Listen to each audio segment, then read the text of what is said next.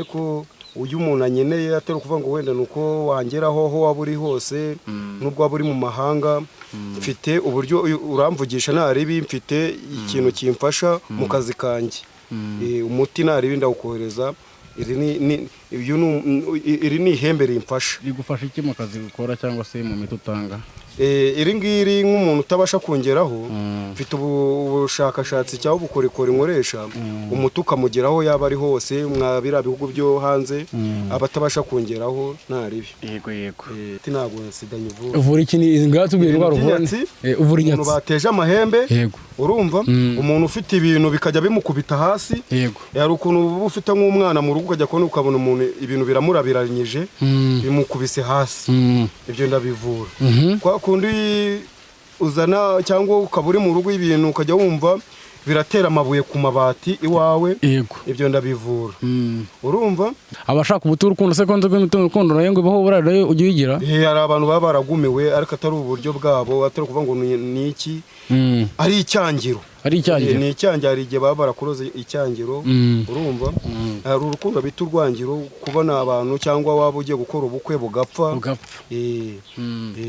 urabivura ndabivura ukavura n'inyungu n'inyatsi ngo utanga n'inyatsi inyatsi rwose ndabikora ngo nawe ujye uhangwa n'umutungo w'amafaranga menshi cyane rwose nk'abantu baturutse mwabira bihugu byo hanze baba baragiye gushaka amafaranga igihe bageraho bikanga ndakeka ari abagabo bangayo maze guha umuti ariko byarakunze nta kibazo umuti w'ubucuruzi se numvise ngo utanga ubundi bwoko ndawufata nkawushyira mu gashashi mfite uburyo mbiguha ukagenda ugashyira mu nzu yawe ukoreramo bizinesi yego bizinesi ikagenda neza yego akorera aho bita mu gikana aho bita ku ibereshi ni ubona kuvuga iki ni ku ibuye ryanjye niho mba nicaye ubundi igihe cyose niho uvurira ku ibuye hanyuma hano tugusaga wita ngo ni mu Gicumbi se ni bwoko ki ahangaha rero mwari munungwe ari ibintu naje kuhakorera ubundi hari aho mba mfite udukoresho twanjye nyatwo uzemera ko tugusura igihe kimwe nta kibazo muzansure ntabwo byari byiza kuba mwanungwe munsanga hano ubundi ibyo bikoresho byanyu bizirana n'ibi bintu none kuki wemeye ko tubigezamo hano muganga nabashije kubyanga ariko nta kundi nabemereye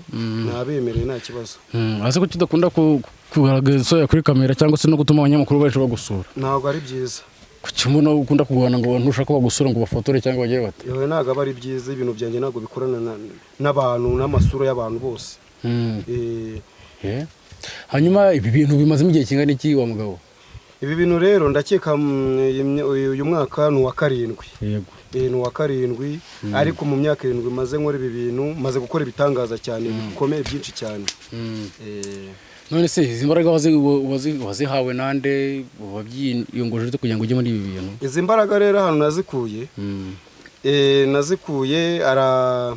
imiryango ya kera ba nyirasenge ba kera bacu niho nabikuye barabindagije banyogosenge naravuze ati kugira ngo banyogosenge imiryango ibyo bakoraga bizimire barabindaze rero ndabatereka mbikomezanye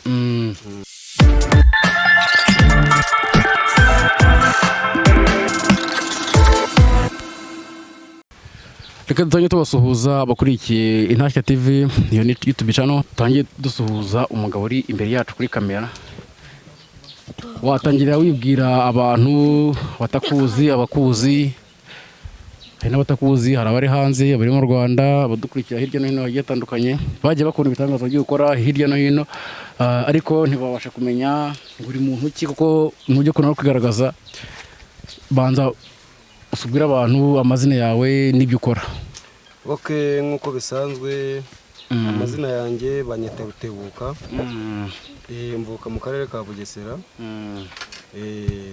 njye nkaba ndi umuganga uvura abantu uvura iki n'iki ibintu by'inyatsi umuntu wibwe ndamufasha abantu bacicikanijwe hari abantu baba bararoze ibintu bya rubuyero bazerera ukaba warashakanye n'umugabo ugasanga umugore arananiranye ataye urugo ataye abana uwo muntu ndabasha kubikora iyo ari umuntu warozwe ibyo murabizi na kuko hari abantu baba bararozwe ibyo turabikora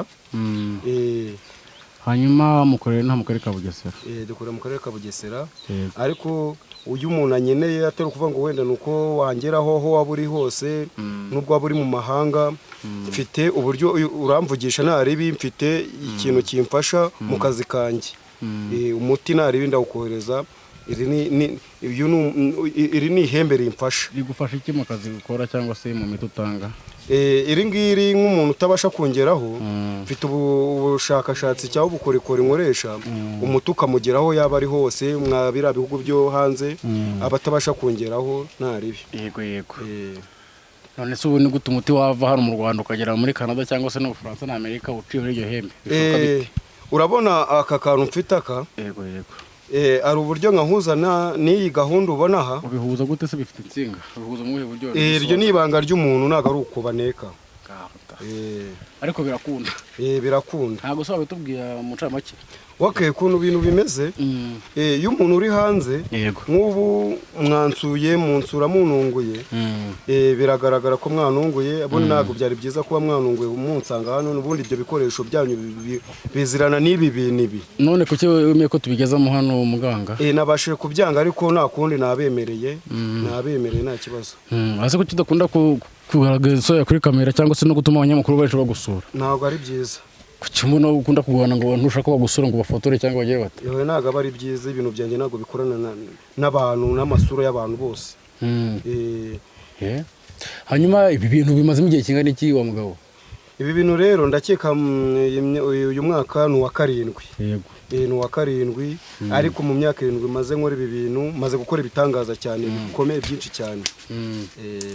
None se izi mbaraga wazihawe nande, wabyiyongoje kugira ngo ujye muri ibi bintu? Izi mbaraga rero hano nazikuye imiryango ya kera, ba nyirasenge ba kera bacu, niho nabikuye, barabindagije. Banyagusenge naravuze ati kugira ngo banyagusenge imiryango ibyo bakoraga bizimire, barabindaze. Rero ndavuga ati kandi bikomezanye. Nuko ubuse nta ngaruka bijya bigira ku bantu uvura? Oya, nta ngaruka, ndakuvura naribi ibintu byawe. Hari abantu batinya ngo uyu muntu upfuma umuvuye ngo amahembe mujyamo? Hari abantu batinya kujya mu bapfumu ngo batuma amahembe bajyamo? Oya, kiretse ibintu ntabwo byakujyamo, bigiye kukujyamo naza nkabigukuramo. Nabigukuramo byaguhezemo rwose. Ubuse umuntu bateje amahembe bamuvura nawe? Wari wabona amahembe ari kurwana bundi? Bibaho se? Ihembe ryanjye iyo rihuye n'irindi rero. Uzi kuntu inkundurano bikora? Bigenda bite? We ihembe ryawe rirarwana n'iribi cyane, rero biti kiragimba muryumva. Ntaryo nze dusobanura twumve neza bivimuze rwose. Gusa mwanunguye ntago ari ngombwa kugenda mbabwira amagambo menshi. Nuko nguko byari bimeze. Urutwe ihembe rirwana n'irindi biba bipfa iki se ubundi? Ni urugero nk'ubu ari ihembe nakuye muri Tanzania. Iri ngiri ryo urumva, iri ngiri ryo rifite imbaraga cyane. Iri ngiri ubona, iri ngiri waribonye kuntu risa? Ndakibona igihembe gisongoye rwose. Iri hembe imyaka rimaze imyaka myinshi cyane. None se uryo se uri kuheryo wa mugabo? Iri ngiri ni ryo bakoreshaga kera babandi nakubwiraga. Niryo rya kera basize? Ni ikoresha cyane, rirakuruta? Rirandutira, nanjye narwo rwose nararisanze. Ariko rimaze igihe nyine? Rimaze igihe kirekire.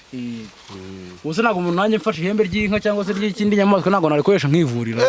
Urabona ihembe ari iry'inka? Ni iry'ikizi? Nubwo nari gutuma niwapfa no kuribona. Reka da, ni iry'ikiri ry'ihe nyamaswa? Nanjye ntabwo napfa ndikubwire maze uzajye kurishaka. Hanyuma se nishatse izo mbaraga ntabwo nazibona? Ntabwo bishoboka rwose. Hanyuma ababigusigiye bose barapfuye cyangwa hari bakiriho? barahari ariko barananiwe. Baravuga ati kubera ko imbaraga zabakomeje kuba nkabangiye nyiri mutoya, njye wahise gukomeza aka kazi ko kuba nagira navura. Ndavura abantu. Indwara uvura n'izi zivuge zose, tumve uvura n'ibyo utavura. Njye nta kintu navura. Ese uvura na sida ko idakira? Sida ni sida ngo ntimuyivura? Sida yo ntabwo ivurwa, ni ibintu bizwi n'abaganga bagiye mu bushakashatsi bayiburira umuti. Ntabwo sida nyivura. Uvura iki? Ni ngatubwira indwara uvura? Uvura inyatsi. Umuntu bateje amahembe, urumva, umuntu ufite ibintu bikajya bimukubita hasi. Yari ukuntu uba ufite nk'umwana mu rugo ukajya kubona ukabona umuntu ibintu biramurabiranyije bimukubise hasi. Ibyo ndabivura. Kwa kundi uzana cyangwa ukaba uri mu rugo ibintu ukajya wumva biratera amabuye ku mabati iwawe, ibyo ndabivura. Urumva? Ibyo ngibyo rero nibyo nakubwiye haruguru. Umuntu wumva yuko wabona iki kiganiro akumva ko icyo kintu agifite, yazamamagara nkamuvura aho yaba ari hose, nta mafaranga ye nshaka. Urumva? nakuvura ukama amafaranga yawe witonze nta kibazo. Yego bye nyuma yuko nuburavura neza amafaranga umuntu ayaguha nyuma ayamanyuma. Yego nta kibazo. Abashaka ubuturu rukundo sekonde rukundo nayo ngo baho burarayo ujye uyigira. Hari abantu baba baragumiwe ariko atari uburyo bwabo, atari kuvuga ngo ni iki, ari icyangiro. Ari icyangiro ni icyangiro igihe baba barakuroze icyangiro. Urumva? Hari urukundo bita urwangiro, kubona abantu cyangwa waba ugiye gukora ubukwe bugapfa. Urabivura? Ndabivura. Ukavura n'inyungu n'inyatsi ngo utanga n'inyatsi? Nyatsi rwose ndabikora. Hariho ngo nawe ujya uhangwa n'umutungo w'amafaranga menshi cyane rwose. Nk'abantu baturutse mwabira bihugu byo hanze baba baragiye gushaka amafaranga igihe bageraho bikanga, ndakeka ari abagabo bangayo maze guha umuti ariko byarakunze nta kibazo. Umuti w'ubucuruzi se numvise ngo utanga ubone bwoko ki? Ndawufata nkawushyira mu gashashi, mfite uburyo mbiguha ukagenda ugashyira mu nzu yawe ukoreramo business. Yego business ikagenda neza. Yego tugana ku musozo w'ikiganiro nta kindi kintu wumva warenzaho bitewe n'uko waduhaye umwanya utari mwinshi cyane? Gusa nk'abantu badukurikiye muri iki kiganiro mwari mwansuye nk'abanyamakuru, murakoze cyane ndabashimiye. Gusa nk'abantu bakurikiye kino kiganiro nashaka kugira mbashishikarize mugane ku mugabo witwa Rutebuka uri mu karere ka Bugesera. Akorera aho bita mu Gikana, aho bita Kwibereshi. Kwibereshi ni ubone kuvuga iki? Ni kwibuye ryanjye niho mba nicaye ubundi gihe cyose. Niho uvurira kwibuye? Hanyuma hano tugusaga wita ngo ni mu Gicumbi se ni bwoko ki? Aha ngaha rero mwari munungwe ari ibintu naje kuhakorera. Ubundi ari aho mba mfite udukoresho twanjye nyatwo. Uzemera ko tugusura igihe kimwe? Nta kibazo muzansure.